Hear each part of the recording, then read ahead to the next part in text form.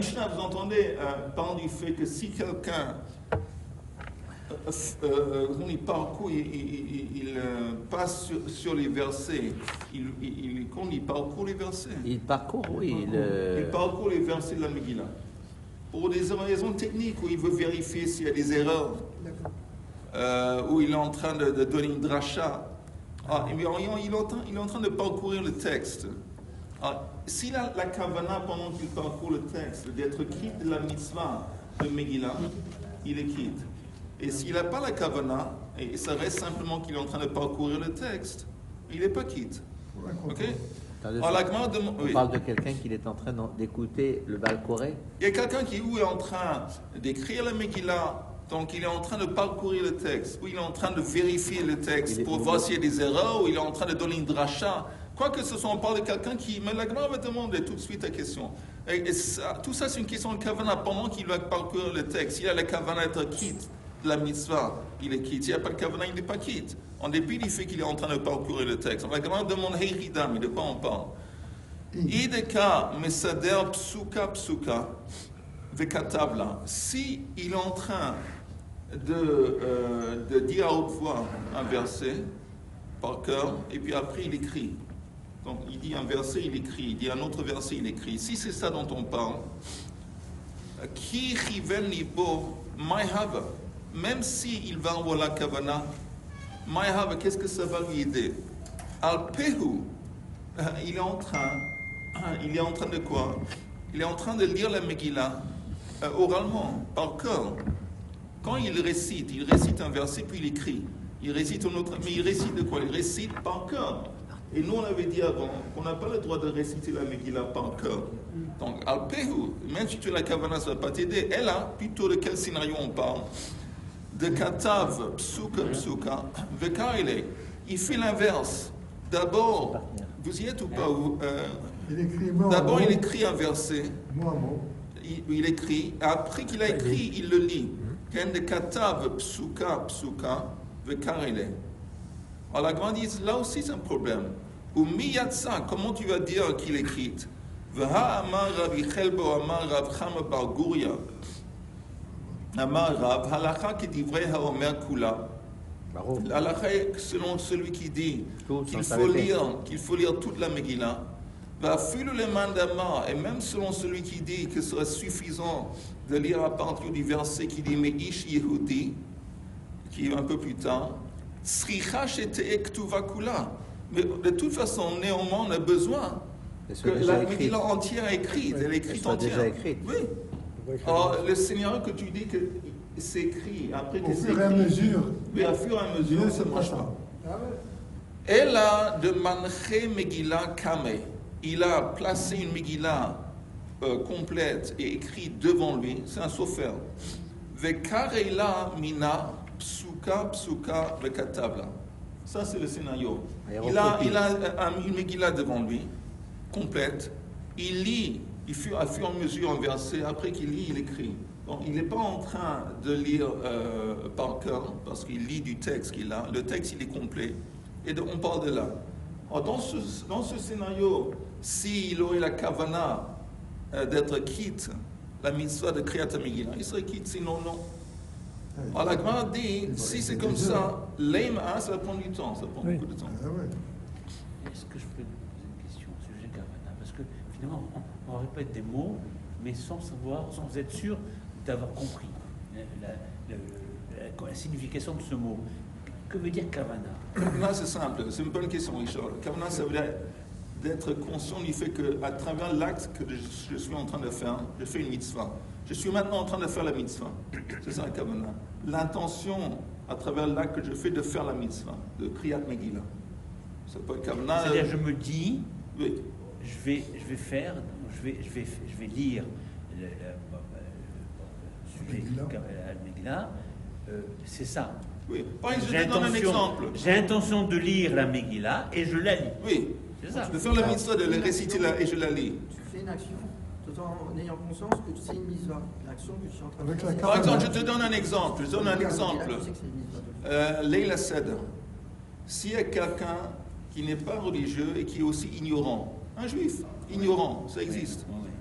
Leila Seder, et il est assis quelque part, et comme ça, quelqu'un lui fait sortir du placard des matzot. Et il mange des matzot. Donc, il a trouvé l'entrée, il a loué un appartement, dans le placard il y a des matzot, il mange des matzot. Il n'a aucune idée de ce qu'il est en train de faire. Il ne sait pas que c'est Leila Seder, il ne sait pas qu'il est mitzvah. Alors la question est posée, est-ce qu'il est quitte? Parce qu'il n'a pas de kavana. Oui. Il n'a pas de kavana de faire la mitzvah. Mais il a fait l'action. Mais il a fait l'action. Et la conclusion plus ou moins, c'est mitzvot l'autre sichot kavana. Qu'en fin de compte, ce qui détermine, c'est l'action. Mais après qu'on a dit ça, c'est sûr que la kavana, elle aide, l'impact. C'est comme le Balatanya, il dit que la kavana, c'est comme donner des ailes. L'action, elle peut s'envoler, elle peut prendre son envol quand il y a la kavana. Sinon, ça reste très bas. La kavana, ça reste à même le sol. Oui. La kavana, elle fait le chimour. Oui, mais néanmoins, même sans kavana, le fait même d'avoir fait, comme on dit, le geste juste, Oui. d'avoir fait l'acte, il est quitte. Comme Par l'exemple exemple, Pardon? comme là, l'exemple de la galette. Il mange de la galette parce qu'il a faim, c'est tout. Il ne D'accord. mange pas de la galette parce que c'est une mitzvah. D'accord. Mais en fin de compte, il fait la mitzvah de manger un matzah pendant les leçons. Et là, il prend le Megillah et il apprend le Megillah. Téléphone. Mais le Kavana. Justement, notre Mishnah nous enseigne que ce n'est pas suffisant de faire l'acte, de parcourir le texte de la Megillah. Tu dois, pendant que tu parcours le texte, tu dois avoir la kavana. Mais là, il s'entraîne pour lire la Megillah C'est pas le important soir. ce qu'il fait. Il y a plusieurs explications, il y a plusieurs possibilités. Peut-être Il n'a pas de Kavana, il n'y a pas de Kavana. Peut-être il parcourt le texte pour vérifier s'il y a des erreurs. Donc il n'y a pas la kavana. S'il n'a pas de kavana, il n'est pas C'est quitte. la question que j'ai là. Voilà, Là, c'est clair. Mais il lit pour des gens ou il lit pour lui là? Non, il est pour lui. Il lit pour lui, d'accord. ça. Non, mais je reviens toujours sur le mot kavana, parce que je ne comprends pas ce que veut dire kavana. Kavana, c'est avoir l'intention. Nous sommes d'accord? L'intention de faire quoi? De faire la mitzvah. De faire la mitzvah. Oui. Très bien. L'amida, par exemple. Je suis en train de faire l'amida. Très bien. Et les différentes passouk. Bon, mais au bout d'un moment, c'est humain. Mon esprit, mon imaginaire est perturbé par je ne Tu sais es plus quoi. concentré, tu es plus concentré. Est-ce que j'ai toujours la kavana? Non. C'est ça le problème. Alors, il y a deux choses. Il y a la kavana, c'est-à-dire l'intention, et ensuite l'action. Oui, mais écoute, C'est deux choses différentes. c'est incroyable les Français. Ils prennent un plaisir, les Français, concentration. de la philosophie. Non, mais c'est les humain. Français, ils prennent un plaisir de Mais c'est rendre humain. quelque chose de simple compliqué. Et ils utilisent Mais des c'est gros humain. mots comme ça. Il y a des choses. Je n'ai pas de problème de le répéter. Mais c'est non. humain, ça. Oui, c'est humain. Personne n'a dit que c'est pas. Personne t'a dit que tu dois avoir la kavana du début jusqu'à la fin. Par exemple, je donne un autre exemple. Il y a la Kriyat Shema. Oui. Il y a une mitzvah dans la Torah de dire Kriyat Shema le matin et le soir. Oui. Salut Eli. Il y a une mitzvah. Maintenant, la halacha est qu'on est censé avoir la kavanah quand on dit Kriyat Shema du début jusqu'à la fin. Mais, Bidiavad, ce qui compte vraiment, c'est le premier verset. Si au moins tu as dit Shema Yisrael Hashem Elokeinu Hashem Echad avec kavanah, même si le reste Kriyat Shema, tu étais quelque part d'autre, comme tu dis, tu étais dans un monde Ce que j'ai appris à imaginaire. Grenoble. Oui, tu es néanmoins quitte. Alors là, qu'est-ce qu'on voit? On voit que là, il y a une obligation d'avoir la kavana, de penser ce que tu es en train de dire. Seulement, elle est limitée bidiavad au premier verset. Oui. Si tu n'as pas eu le kavana, tu dois redire le premier verset Oui. parce que tu n'es pas quitte. Oui. C'est un exemple. Alors que la Megillah, c'est pas possible. Oui, mais la Megillah, en gros, quand il y a en gros, est-ce que tu dois être conscient du fait que maintenant il y a une mitzvah pendant Purim Oui. de lire la Megillah? Oui. Alors le type, il se fait que maintenant il est en train de parcourir le texte pour une raison ou une autre, pour vérifier le texte, il y a des erreurs, pour faire une dracha. Alors regardez, en fin de compte, tu seulement quitte la mitzvah si tu as la kavana, que tu es en train de faire une mitzvah. C'est simple. Ok. Alors la Gemara, elle dit que dans ce cas de figure, qu'il est en train de copier d'un texte de la Megillah qui est devant lui, Leim Messayeh, le Rabba Bar Chana. Ça apparemment apporte un soutien à ce qui a été écrit, enseigné par Rabba Bar Chana. On est à la page Yudchet Amudbet, à peu près les trois premières grandes lignes. Tu vois quand ça devient plus voilà. De Amar Rabba Bar Chana Amar Rabbi Yochanan Asur lichtov ot achat Shelom min haktav. On a cité Rabbi Yochanan qui dit que c'est interdit d'écrire même une lettre sans que c'est copié d'un texte qui est devant toi. Ça veut dire que tu ne peux pas écrire un sophère qui écrit, il ne veut pas écrire par cœur. Apparemment, le scénario qu'on a présenté, ça apporte un soutien à ça. La Gemara dit, Dilma peut-être, de itramelei itramouye. Non, il peut-être en fin de compte, ce qu'on a dit que la Megillah est devant lui, c'est simplement, ça s'est passé comme ça. Ça veut dire quoi? Peut-être ça s'est passé qu'il a une Megillah devant lui. Mais ce n'est pas que c'est une obligation. Ça laisse entendre qui sait peut-être, ce serait permis d'écrire la Megillah par cœur. Peut-être. Pourquoi on parle d'un cas où il a le chose devant? Parce que ça s'est passé comme ça. Ils amènent le Megillah, il a la Megillah devant lui. Goufa. Amar Rabba Barbachan, Amar Rabbi Yochanan, Asur lichtov, ot achat, shelom min haktav. On n'a pas le droit d'écrire quoi que ce soit, même une lettre, tant que ce n'est pas copié d'un texte. Meitiv, on apporte une objection. Amar Rabbi Shimon ben Elazar, Maaseh be Rabbi Meir, shehalach le'aber shana be'Asia. Il y avait une fois Rabbi Meir qui est allé à l'étranger, peut-être c'est l'Asie, qui sait. Il est allé quelque part, il était à l'étranger pour le'aber shana. Et là-bas, pendant qu'il était Bechutz Laaretz, il a voulu faire le calcul de Ibour Shana. C'est quoi Ibour Shana? Calculer s'il faut ajouter un mois de Hadar ou pas. Il n'est pas seulement calculé, le faire, le décréter, déclarer. Et pendant qu'il était là, en Asie, Velo Ayasham Megillah, il n'avait pas une Megillah devant lui. Et pour il est venu. Uktava Melibo Vekraa. Il a écrit la Megillah par cœur, et après il a lu cette Megillah. Donc, qu'est-ce qu'on voit de là, du comportement de Rabbi Meir?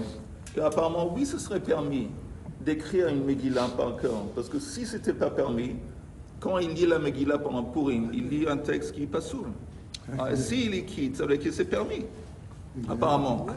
Il est uniquement pour écrire. La Gemara dit... Amar Rabbi Abba Oshayne Rabbi Meir de Mekayem Bey Va'afa'apecha Yashiru Negdecha. Rabbi Meir c'est différent parce qu'on peut appliquer le verset qui dit Afa'apecha Yashiru Negdecha. Ça veut dire que Afa'apecha, Afa'apam c'est les paupières. Les paupières. Les paupières. Les paupières. Bref, ça veut dire, c'est une façon de dire en gros que le texte est devant tes yeux. Ça veut dire que le texte est devant tes yeux. Pour Rabbi Meir, il était tellement chacham, il avait une telle maîtrise de la Torah, que c'était comme si c'était devant ses yeux, comme s'il était en train de copier. Donc Rabbi Meir, c'est différent. Amar le Rami bar Chama le Rabbi Yirmiyah medifti. Ça veut dire quoi exactement cette expression? Amarlo eilu divrei Torah dirtibehu hataif einecha bo ve'inenu.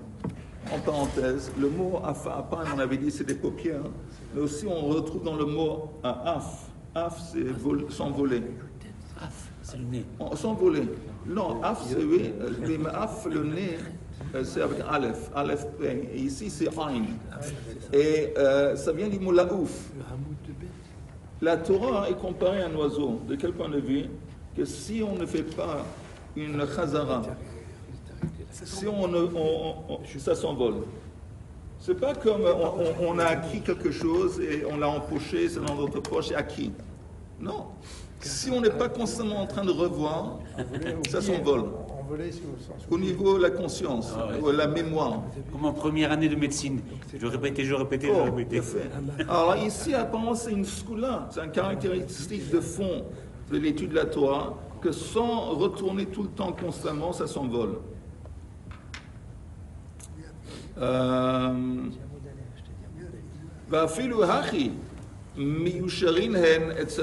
Et néanmoins, pour Rabbi Meir, c'était clair et droit devant lui. On est, Moshe, à la page Yud Chet, Amoud Bet, et on est à la fin de la page plus ou moins. Yud Chet Amoud Bet. Voilà. Ok, on continue. Rav Chisda. Rav Chisda, Ashkaché, le Rav Hananel, il y a une fois que Rav Chisda a trouvé Rav Hananel, de Hava Katav Svarim, Shelo Minaktav. Ah, ben. Écoute, Chaim, regarde le texte. Moshe, il arrive systématiquement en retard. Après, ça passe 5 minutes, il va trouver l'endroit. On lui dit une fois, non, Moshe, écoute. Agoufa, c'est ça? Oui, bravo. Agoufa. Oui. Moshe, écoute. Bravo. Moi, je m'en fous que tu arrives systématiquement en retard. Non, je vais essayer de- Non, je suis sûr que tu as une bonne raison. Mais, ça que tu arrives en retard, après il y a 5 minutes autour de toi que tout le monde essaie de t'aider à trouver, ça j'objecte. Ils vont perdre du temps, je sais pas. Oui. Mais néanmoins, je te sympathise toujours. Ok, alors Agma dit encore une fois. Rav Chisda, Ashkaché le Rav Hananel. Rav Chisda a trouvé Rav Hananel. D'Hava Katav Svarim, Shelo Minaktav. Rav Hananel, il a trouvé Rav Hananel en train d'écrire du texte, des livres du Tanakh, mais pas en train de copier de quelque chose qui existait par cœur. Ouais. Amar le Reuya kol haTorah kula likatev al picha. Tu sais que toute la Torah, tu es, comment on dit, Reuya, tu mérites d'écrire la Torah entière. Pourquoi? Parce que tu as une telle maîtrise de la Torah que la Torah entière mérite d'être écrite par toi. Et là, mais Kachamou Chachamim, néanmoins, les Chachamim ont enseigné Asur lichtov ot achat shelo min haktav. C'est interdit, oui, d'écrire même une lettre s'il n'est pas copié dans notre texte. Midekama, et entre parenthèses, on comprend. Pourquoi on comprend? Parce que c'est intéressant, ils ont fait des enquêtes, ils ont vu qu'un Sefer Torah ancien qui vient de, je sais pas, Teiman, un Sefer Torah très ancien qui vient de la Russie, ils ont vu qu'à part, encore une fois, une ou deux lettres, mais c'est exactement la même chose. Exactement la même chose.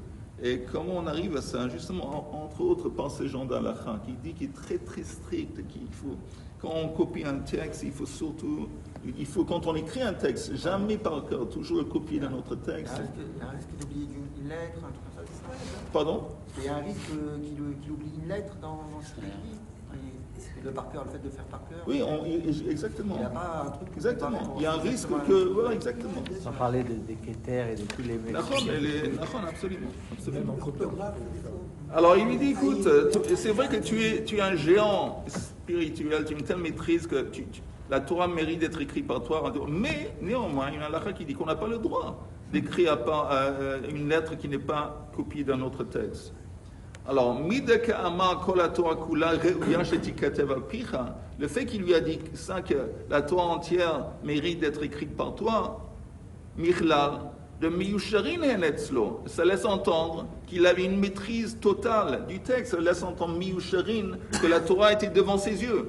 Comme nous, on a un livre devant nos yeux, lui c'était la même chose, la Torah entière était comme devant ses yeux. Extraordinaire ça. Veha Rabbi Meir Katav. Alors comment tu expliques que Rabbi Meir, lui, il a écrit la Megillah? Tu me dis, Rabbi Meir, il était un type exceptionnel. Il avait une telle maîtrise que c'est comme s'il est en train de copier parce que le texte était devant ses yeux. On a justement ce cas avec Rav Hananel. On lui dit, toi, lui aussi c'était la même chose. Et néanmoins, c'est interdit. Alors si c'est interdit pour lui, ça doit être interdit pour Rabbi Meir. Et la réponse est... Shani. C'est différent. Voilà. Shat atrak, shine. Shat atrak, ça veut dire quand on est dans une situation de force majeure, c'est différent. Il n'avait pas le choix, Rabbi Meir. Il était, on m'avait dit, en Asie. Et un Purim est venu. Il n'avait pas de choix. Où il écrit la Megillah, il le savait pas encore. Si tu me dis que c'est interdit, il va pas avoir de Megillah. Bon, ça s'appelle Shat atrak. C'est un moment de force majeure. Et Bidiavad, c'est permis. Abaya, Shara, le devait bar chavu. Non, Bediavad, c'est interdit. Non, Bidiavad, c'est permis. Pour Rabbi Meir, c'était ce qu'il avait dit, ce qu'il avait fait, qu'il avait écrit la Megillah quand il était à l'étranger. Oui. Et en dépit du fait qu'il n'a pas copié dans notre texte, pourquoi il a fait? Parce qu'il n'y avait pas un autre texte qui était disponible. Il n'y avait pas une autre Megillah là-bas. Pas de choix. Donc, comme il n'avait pas le choix, Bidiavad, pour lui, c'est permis. Sinon, ce serait interdit. Maintenant, la Gemara dit à Abaya, Shara le devei bar chavu, le mirtav tfilin ou mezuzot shelo minaktav. Abaya, le grand Abaya, a permis, autorisé à devei bar chavu, c'était les gens, c'était une famille qui fabriquait c'était des sofrim qui fabriquaient des tfilines. Ils faisaient des tfilines, mais aussi des mezuzot. Et il leur a permis d'écrire le parchemin qui est dans les tfilines et les mezuzot chez l'ominaktav par cœur. Keman, qui haïtana, parce qu'ils vont comme cette opinion qu'on retrouve dans la braïta suivante, de Tanya Rabbi Yermia Omer, Mishum Rabbeinu, tfilin ou mezuzot nichtavot chez l'ominaktav. Tfilin et mezuzot, oui, peuvent être écrits par cœur. Et en plus, on n'a pas besoin d'écrire sirtout, c'est tracer des lignes. On n'a pas besoin de tracer des lignes. Un Sefer Torah, il y a des lignes. Et ils sont très fines, mais il y a des lignes. Et il n'y a pas une obligation de faire un sirtout pour mezuzot betfilin. Vehilchata, et quelle est la halacha? Tfilin en tzrichim sirtout. Les tfilin n'ont pas besoin de sirtout de lignes. Mezuzot, mais les mezuzot, eux, ont besoin de deux lignes. Maintenant, quelle est la différence? Pourquoi tfilin, ils ont pas besoin, et mezuzot, oui? C'est possible. C'est possible que le parchemin des tfilin, il est dans une boîte. On ne peut pas le voir. Donc même si c'est pas écrit très clairement, et même si la ligne n'est pas très, oui, c'est pas droit. Comment on dit niche que faire là? C'est pas la fin de la. Parce que c'est dans une boîte. Tandis que les mezuzot, c'est possible que le parchemin il va être. La Torah? Non, mezuzah. C'est possible que c'est vrai qu'il est embobiné de façon que le texte il est dedans. Mais c'est possible néanmoins que le texte il va être en dehors, il va être vu. Donc peut-être à cause de ça, c'est plus important qu'il va être droit. Peut-être. Quoi que ce soit, ça c'est la lacha. Que mezuzot sichin sirtout, idi, et dans les deux cas, nichtavot shelo minaktav. On n'a pas besoin d'écrire le texte, de copier le texte, on peut le faire par cœur. Pourquoi? Maïtama, migras gerisin. Ça vient du mot ligros. Ligros, c'est répété. Comme le texte des tfilin et les textes des mezuzot. C'est un texte surtout pour les sofrim. C'est un texte qu'ils répètent constamment. Ils le connaissent par cœur. Même sans être au niveau de Rabbi Meir ou de Rav Hananel. Enfin, c'est les versets du Tanakh. Oui, c'est les versets de la Torah. Mais je dis encore une fois, comme c'est un nombre limité de versets, et comme pour les sofrim, ils sont constamment dans leur vie en train de les répéter, on peut faire confiance à eux, et donc pour eux, ce serait permis de d'écrire par cœur. Ça, c'est la lacha. C'est la lacha. Ok.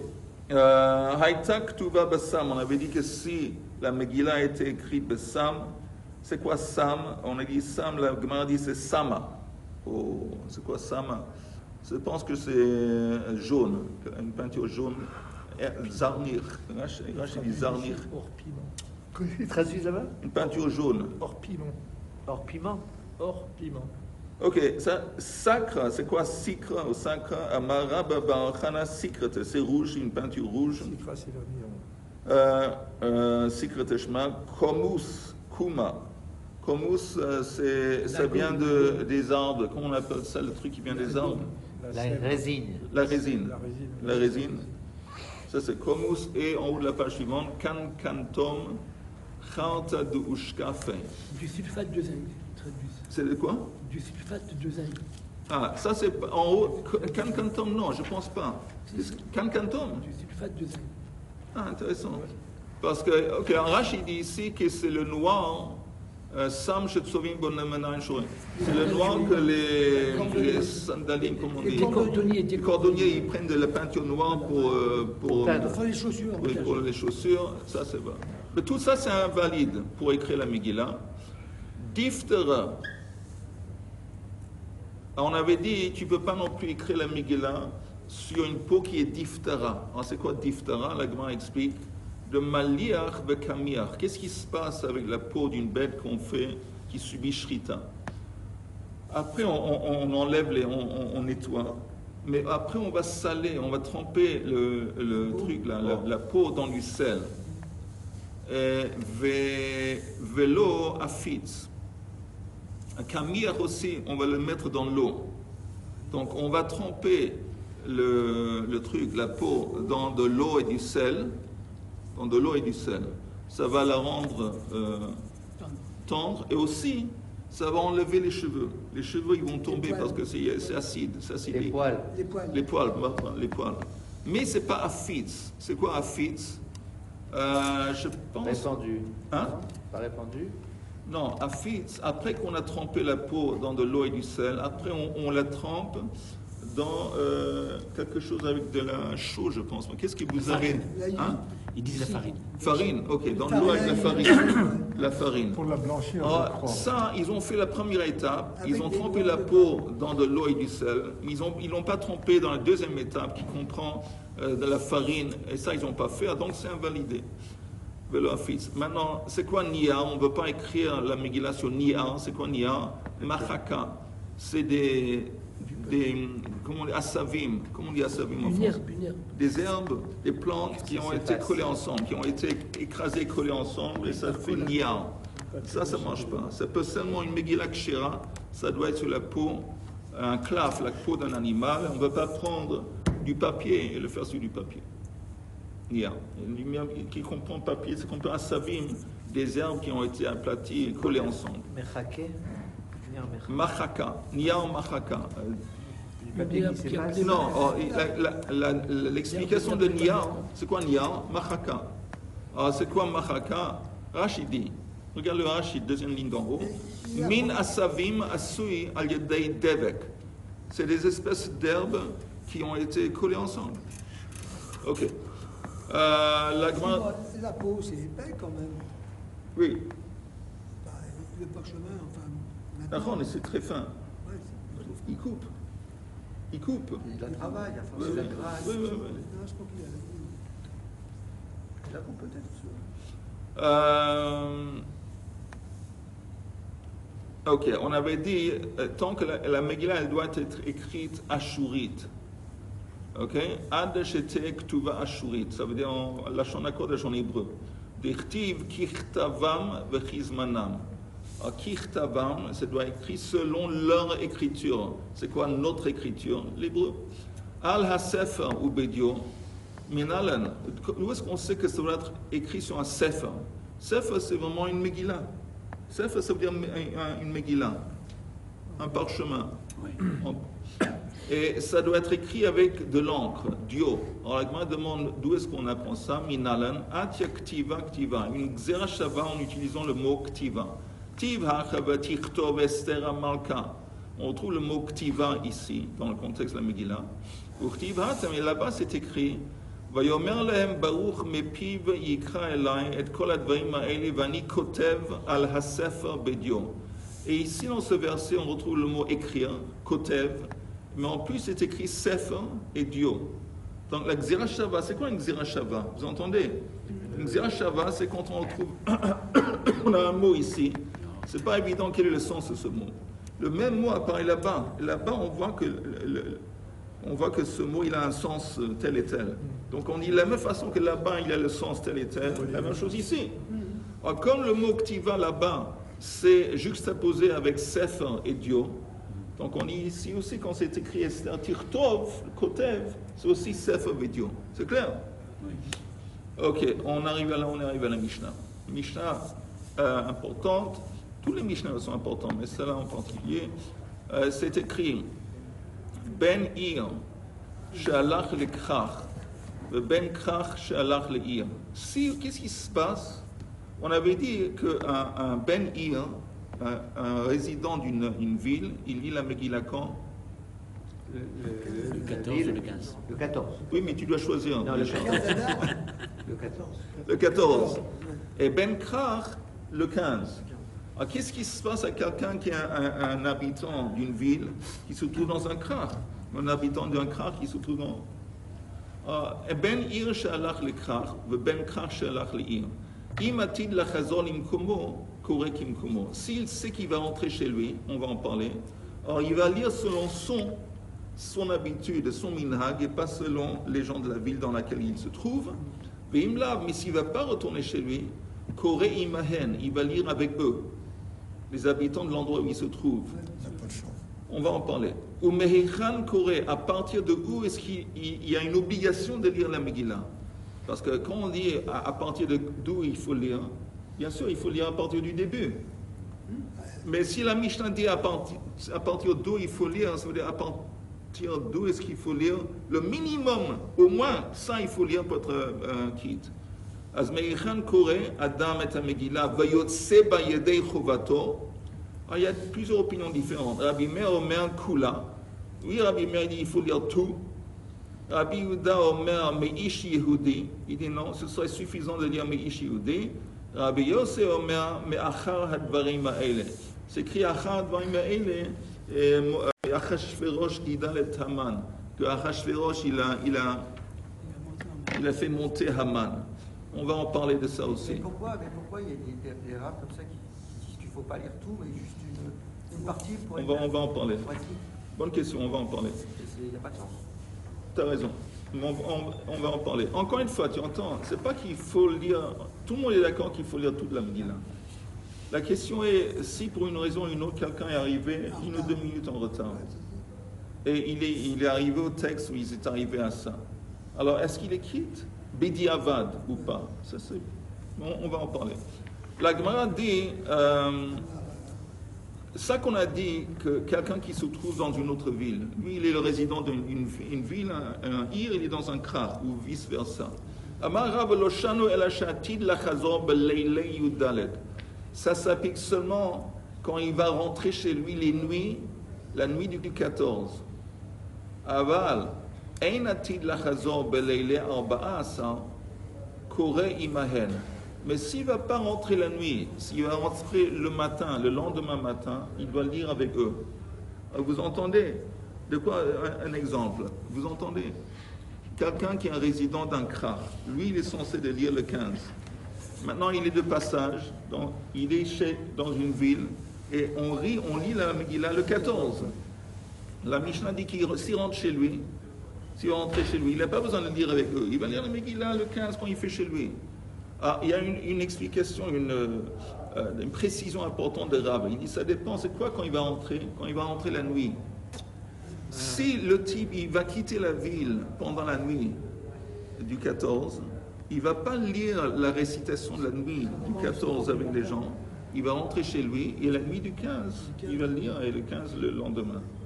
Mais s'il va rester dans cette ville et retourner chez lui le matin, alors là, il doit participer à la lecture du 14 avec les gens de la ville.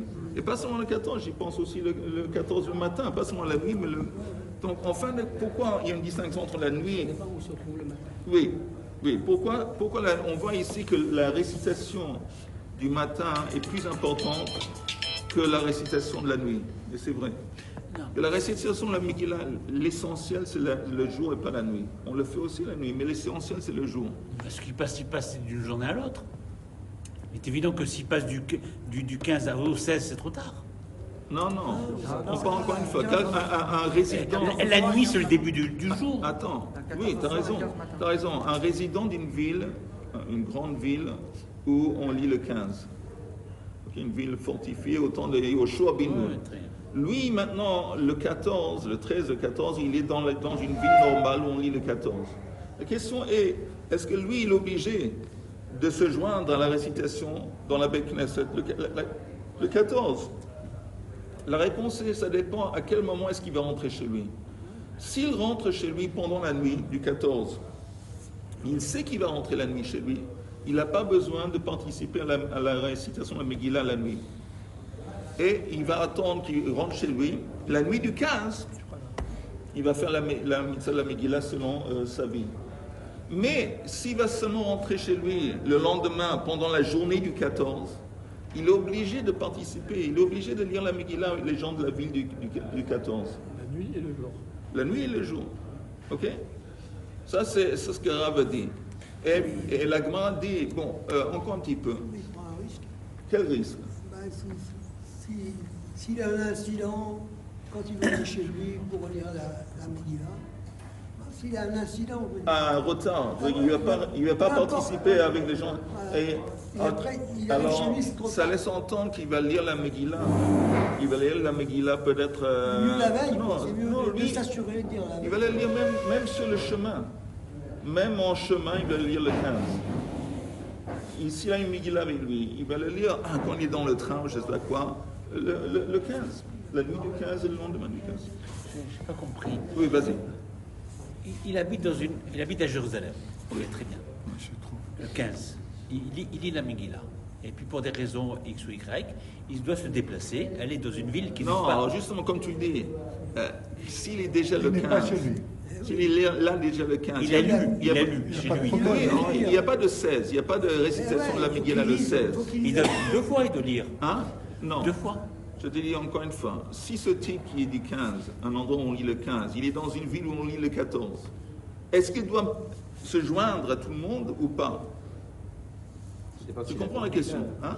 Il a dormi. Ça dépend. Qu'est-ce qui va se passer? Est-ce qu'il est vraiment un résident de la ville pendant le 14? Pour être un résident de la ville du 14, ça veut dire rester là, pas seulement la nuit précédente, mais aussi un morceau du jour.